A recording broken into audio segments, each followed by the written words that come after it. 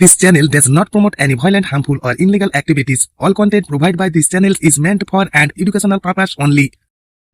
দর্শক বন্ধুরা, ওয়াকফ বিল নিয়ে মামলাকারী পক্ষের আইনজীবীদের বক্তব্য শুনল সুপ্রিম কোর্টের প্রধান বিচারপতির বেঞ্চ।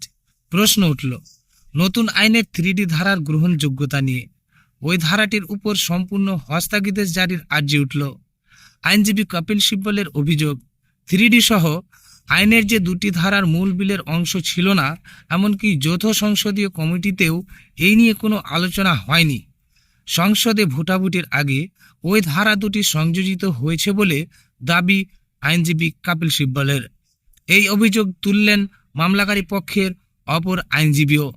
তারও বক্তব্য, আইনের 3D ধারার মারাত্মক প্রভাব পড়তে পারে। বহু পুরনো মসজিদে প্রভাব পড়ার বহু সম্ভাবনা রয়েছে। এই ধারার উপর হস্তাগিদেশের আর্জি জানালেন অপর আইনজীবীও। ওয়াকফের সম্পত্তি দানের ক্ষেত্রে কেন 5 বছর ধরে ইসলাম ধর্ম পালনের শর্তের উল্লেখ করা হয়েছে তা নিয়েও প্রশ্ন ওঠে আদালতে। আইনজীবী কপিল সিব্বল বলেন, যদি কেউ মৃত্যুশয্যায় শায়িত থাকেন এবং ওয়াকফের সম্পত্তি দান করতে চান, তাকে প্রমাণ করতে হবে যে তিনি মুসলিম ধর্ম পালন করছেন। এটি তো অসাংবিধানিক। এই নিয়ে প্রশ্ন তোলেন আইনজীবী আহমেদীয়। তারও প্রশ্ন, কেউ 5 বছর ইসলাম ধর্ম পালন করছেন কিনা তা যাচাই করার মাপকাঠি কোথায় উল্লেখিত রয়েছে? সম্প্রতি বিভিন্ন মহলে দাবি করা হয়েছে ওয়াকফের সম্পত্তির পরিমাণ বৃদ্ধি পেয়েছে। এই তথ্য কতটা বাস্তবসম্মত তা নিয়ে প্রশ্ন তুললেন আইনজীবী অভিষেক মনু সিংভি। তার বক্তব্য, 2013 সাল থেকে ওয়াকফগুলির একটি পোর্টালে নিবন্ধীকরণ শুরু হয়েছিল।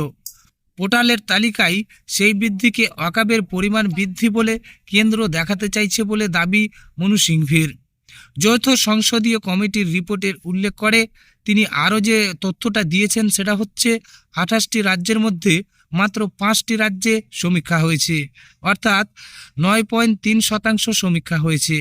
প্রায় 4 ঘন্টা ধরে মামলাকারীর বিভিন্ন পক্ষের বক্তব্য শুনল সুপ্রিম কোর্টের প্রধান বিচারপতির বেঞ্চ।